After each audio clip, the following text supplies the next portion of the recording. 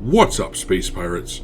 This is your captain, the Dread Pirate Dr. Disaster, and it is quite evident that BioWare does not give a crap about the gamers that have stood by them all these years, the people making the decisions behind Dragon Age The Veilguard have decided to trade in actual gamers who once loved this franchise for kooky morons who aren't actually interested in games, but are actually interested in progressive political shit. Sheer hubris. The evidence is clear. The dingleberries at BioWare don't care about what came before, and they have no respect for the gamers who helped build the IP into what it is today, because we are learning that there are only 3 choices this time which carry over from previous Dragon Age entries into the new game, and those 3 choices are all from Dragon Age Inquisition, not from the first 2 games. Once again, these bozos are abandoning gamers in search of the modern audience, but we all know how that search is going to go. We ain't found shit! The level of disrespect levied toward the old gamers is quite evident at every stage with this game, ranging from these limited carryovers from the old game, which is absolutely ludicrous, to the ridiculous character creator mode, where it's totally cool to have top surgery scars on your character, but don't you dare give a female character a chest size larger than an A cup. All of these game design choices come from a place of spite. For example, they try to tell us they want this to appeal to more people by making the characters look like real women. That's why they can only have an A cup. But we know the truth. That's just something ugly people say.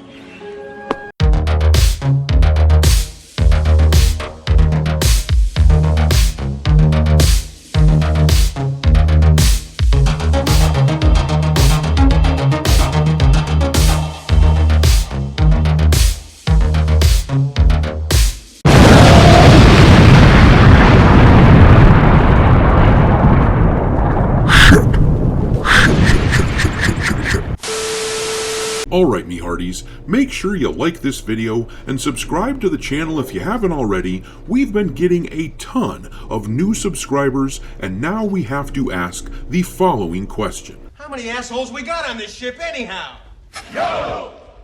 69 dudes! That's right, folks. We now have 69,000 space pirate a-holes flying around in this fleet of ours, and as is customary on this channel, with every 1,000 subscribers, I add another ship to the fleet in order to house the newcomers. This time, one of you recommended the Super Galaxy Gurren Lagann from the Japanese anime Gurren Lagann. I don't know if I'm pronouncing that right because I've never watched the show, but in any event, if you have any suggestions for future ships, drop them in the comment section below and I will add them to the list. Super chats get bumped to the top of the list, but in any case, I want to thank all of you for being here.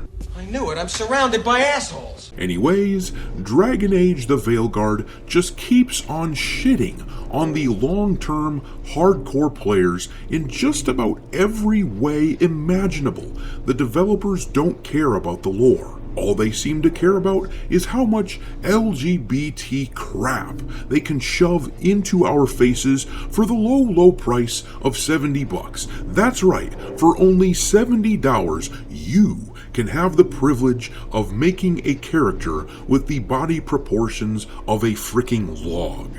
How wonderful. Rather than make sure that more than 3 choices from previous games carried over, and keep in mind that only choices from Dragon Age Inquisition actually matter in this new game. They ignored the first 2 games, but rather than allow for more than that, they had to allow for super important things like top surgery scars and cellulite in the character creator.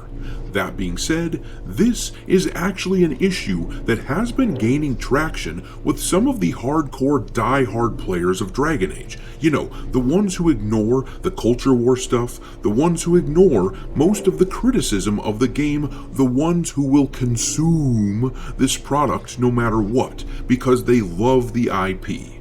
Well, even they are getting a bit miffed about this scenario because naturally, those are the people who will care more than others about the lore and their old choices. Clearly, the people at BioWare, though, they are worried about how things are gonna sell because they have their media cronies trying to put out the fire on this one. A flurry of positive headlines supporting The Veilguard have been coming out in the past day or so, ever since we've seen negative sentiment coming out about the lack of carryover from old games into The Veilguard.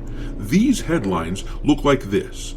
IGN here talks about how the developers dive deep into the lore, and Game Rant makes it sound like this is a big deal. The fact that we are getting 3 whole decisions that matter coming from Inquisition to the Veilguard. Wow, what a bargain, and at only $70. But this article from Sports Illustrated, of all outlets, really kinda tells it like it is.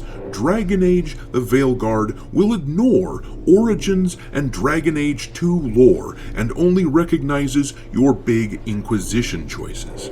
Yeah, that's pretty much the sum and substance of it. These people are abandoning the old players in search of some new ones. That has been evident all along, ever since it was clear they were ditching the dark and gritty old art style for something that looks like a cartoon, like what you'd expect Fortnite to look like. They are trying to cater to an audience that doesn't give a shit about this sort of game, which is why this game can't even crack the top 100 bestseller list on Steam, despite the fact that it's based on an IP that is quite beloved by gamers. I keep hearing from my retail contacts that pre-sales numbers for this title are not doing very well at all.